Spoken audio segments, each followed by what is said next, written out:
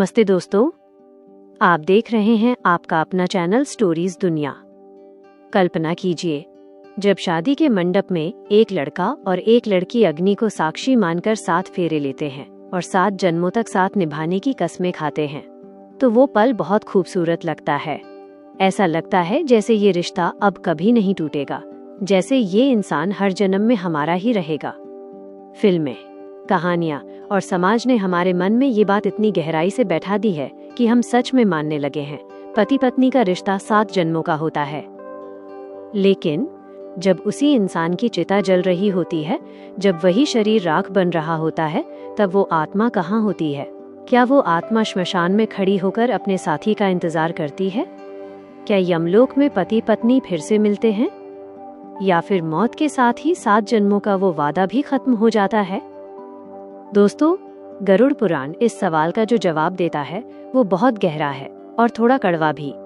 गरुड़ पुराण के अनुसार आत्मा का कोई लिंग नहीं होता। आत्मा ना पुरुष है और ना ही स्त्री। आत्मा तो बस एक ऊर्जा है, एक दिव्य प्रकाश जो उस परमात्मा का अंश है। जब तक आत्मा इस शरीर के अंदर रहती है तभी तक वो पति है, पत्नी है, माँ है, पिता है। लेकिन जैसे ही मृत्यु होती है सब कुछ यहीं छूट जाता है। सोचिए, जब किसी व्यक्ति की मृत्यु होती है तो पत्नी की मांग का सिंदूर इसी धरती पर धुल जाता है, मंगलसूत्र यहीं उतर जाता है, शादी की अंगूठी तिजोरी में रह जाती है।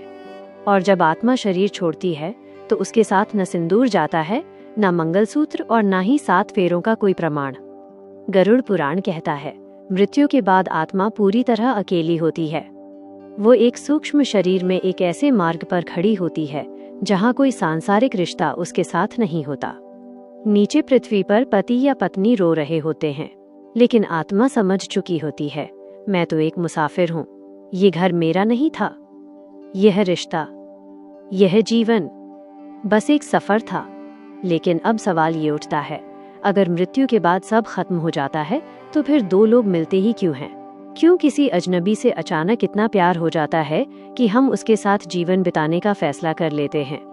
यहीं पर गरुड़ पुराण एक गहरे सिद्धांत के बारे में बताता है जिसे कहा जाता है ऋणानुबंध। ऋणानुबंध यानी पिछले जन्मों के कर्मों का वह कर्ज जो आत्माओं को एक दूसरे से जोड़ता है। शास्त्रों के अनुसार आप इस दुनिया में किसी से भी बिना कारण नहीं मिलते। जिस व्यक्ति से आपकी शादी होती है वो सिर्फ किस्मत नहीं होती, वो पिछले जन्मों के कर्मों का एक सटीक हिसाब होता है। गरुड़ पुराण के अनुसार पति पत्नी का रिश्ता 4 प्रकार के कर्मों पर आधारित होता है। पहला, शत्रु ऋणानुबंध। कभी आपने ऐसे पति पत्नी देखे होंगे जो हर दिन लड़ते हैं, घर में शांति नहीं होती, लेकिन फिर भी वो एक दूसरे से अलग नहीं हो पाते। गरुड़ पुराण कहता है, ऐसा इसलिए होता है क्योंकि पिछले जन्म में वे एक दूसरे के दुश्मन थे। दूसरा, ऋण ऋणानुबंध। कभी कोई व्यक्ति अपने साथी के लिए सब कुछ त्याग देता है, उसकी सेवा करता है, उस पर अपना सब कुछ लुटा देता है, लेकिन अचानक वह व्यक्ति उसे छोड़कर चला जाता है। ये उस पुराने कर्ज का हिसाब होता है जो पिछले जन्म में बाकी रह गया था। तीसरा, सेवक ऋणानुबंध। कुछ रिश्तों में एक साथी बिना किसी शिकायत के पूरी जिंदगी सेवा करता है। यह उस उपकार का बदला होता है जो आपने पिछले जन्म में किया था।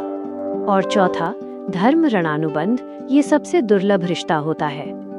ऐसे पति पत्नी एक दूसरे को भगवान के रास्ते पर ले जाते हैं, एक दूसरे को अच्छे कर्म करने के लिए प्रेरित करते हैं। ऐसे रिश्ते बहुत कम होते हैं, लेकिन यही रिश्ता आत्मा के विकास में मदद करता है। अब सबसे बड़ा सवाल, जब पति या पत्नी में से किसी एक की मृत्यु हो जाती है तो क्या वो यमलोक में दूसरे का इंतजार करता है? गरुड़ पुराण का जवाब साफ है, नहीं। मृत्यु के बाद हर आत्मा का रास्ता अलग हो जाता है।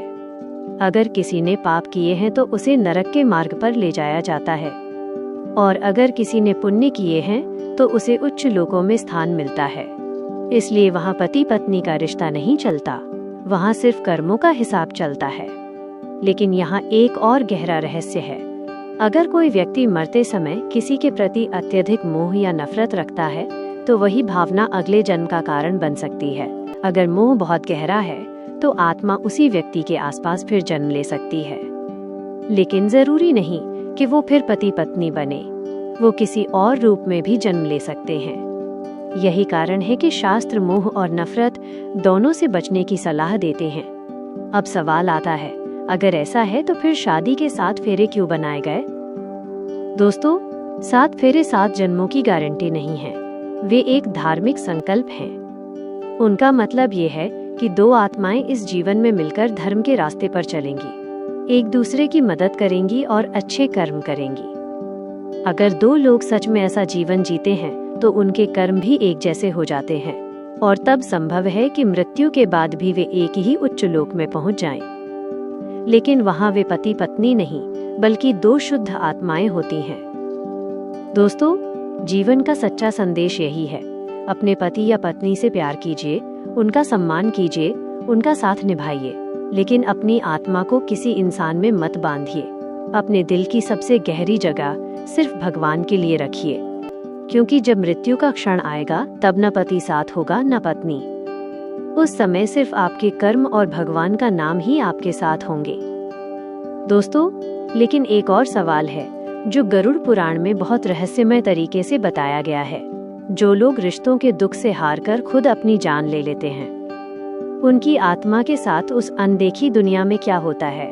क्या उन्हें शांति मिलती है या उनका सफर और भी भयानक हो जाता है? अगर आप गरुड़ पुराण के उस रहस्यमय और डरावने सच को जानना चाहते हैं तो कमेंट में जरूर लिखिए पार्ट 2 और अपना शहर भी लिखिए। और ऐसे ही रहस्यमयी, आध्यात्मिक और चौंका देने वाले रहस्यों को जानने के लिए स्टोरीज दुनिया चैनल को जरूर फॉलो कर लीजिए।